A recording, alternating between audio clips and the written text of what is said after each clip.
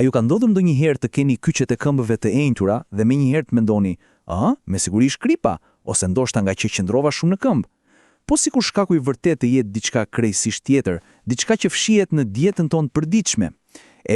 Le të zbulojmë së bashku këtë lidhje vërtet befasuese mes sheqerit dhe enjtjes së kyçeve.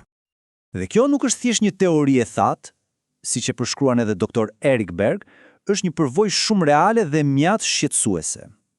Ajo ndjesia ku shtyp lëkurën dhe mbetet një grobz, një gjyrmë, kjo është shenja klasike që na tregon se problemi është shumë i thellë se sa duket.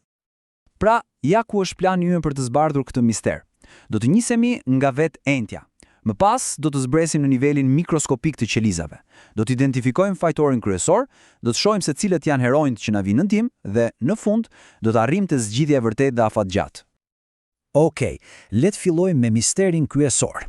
Shpeshherë, fajin ja hedhim kripës, ose ndoshta problemeve me zemrën, por ekziston një shkaktar tjetër shumë më i përhapur që shpesh neglizhohet. Le ta zbulojmë. Termi mjekësor për këtë entje është edema. Po ç'do të thotë kjo në të vërtetë? E thënë thjesht, do të thotë që lëngu po grumbullohet aty ku nuk duhet. Ai po del nga enet e gjakut dhe po futet në indet përreth. Dhe për shkak të gravitetit, normalisht që ky grumbullim do të mos shumti te kyçet e këmbëve. Sigurisht, problemet me organet kryesore janë shkaqe serioze, por një problem shumë më i zakonshëm dhe më pak i njohur ndodh në një nivel mikroskopik. Gjithçka ka të bëjë me dështimin e miliona pompave të vogla që kemi brenda çdo qelize. Mirë, tani le të zmadhojmë pamjen. Të futemi thellë brenda qelizave tona, aty ku fillon i gjithë problemi, me disa makineri të vogla jetike që thjesht ndalojnë së punuari siç duhet. Imagjinoni pak. Çdo qelizë vetme në trup ka këto pompa të palodhura që punojnë pa pushim për të mbajtur ekuilibrin perfekt të lëngjeve. Dhe pjesa më e pabesueshme, ato harxojnë deri në 40% të gjithë energjisë së qelizës. Kjo tregon sa jetike janë për funksionimin ton. Personazhi kryesor në gjithë këtë histori është pompa natrium-kalium. Mendojini si një roje sigurie të dera e qelizës. Detyra e saj, të nxjerrë jashtë natriumin dhe të fusë brenda kaliumin. Po kur kjo pompë prishet, natriumi grumbullohet brenda. Dhe ja ku është klecka. Natriumi është si një magnet për ujin.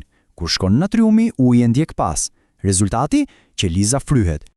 Për ta kuptuar më thjesht, mendoni për një pompë uji në budrum. Nëse ajo prishet gjatë një stuhie, çfarë ndodh?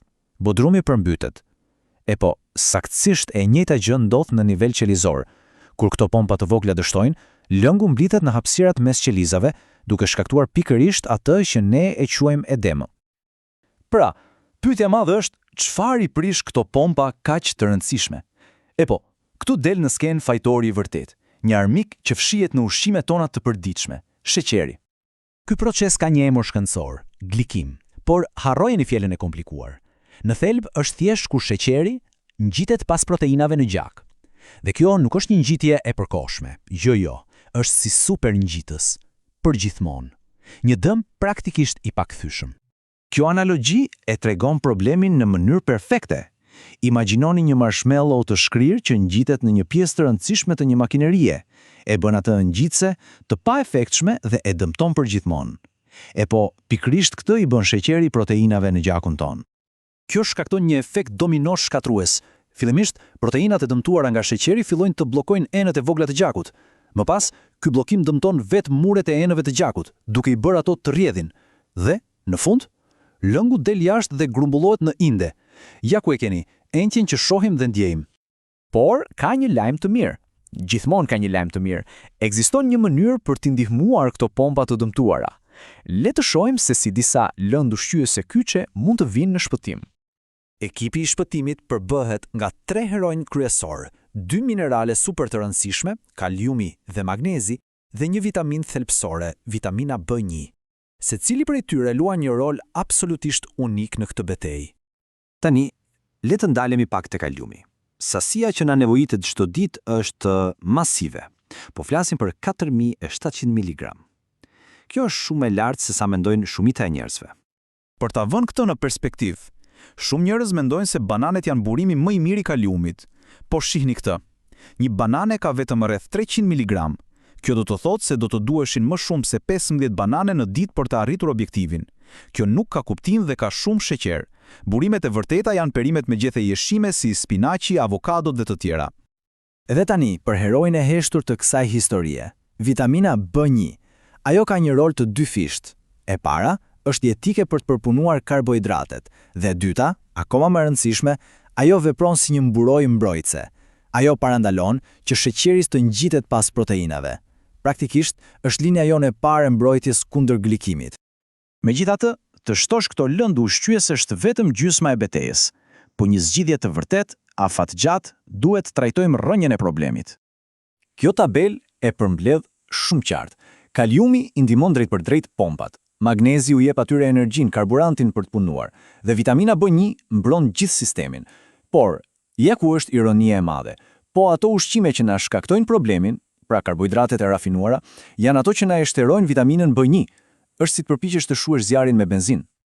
Dhe ky citim e thot më së miri. Mund të shtosh të gjitha lëndët ushqyese që dëshiron, por nëse shkaku rrjedhor nuk adresohet, problemi do të kthehet gjithmonë. Është një zgjidhje përkohshme, por një problem kronik. Kjo na sjell te përfundimi kryesor. Rregullimi i pompave me nutrient është i rëndësishëm, por ndalimi i procesit që i prish ato në radhë të parë, duke reduktuar në mënyrë drastike sheqerin dhe karbohidratet e rafinuara, është zgjidhja e vërtetë. Është si të mbyllesh rubinetin në vend që të vazhdosh të fshish ujin nga dyshemeja. Kjo na lë me një pyetje të fuqishme për të reflektuar.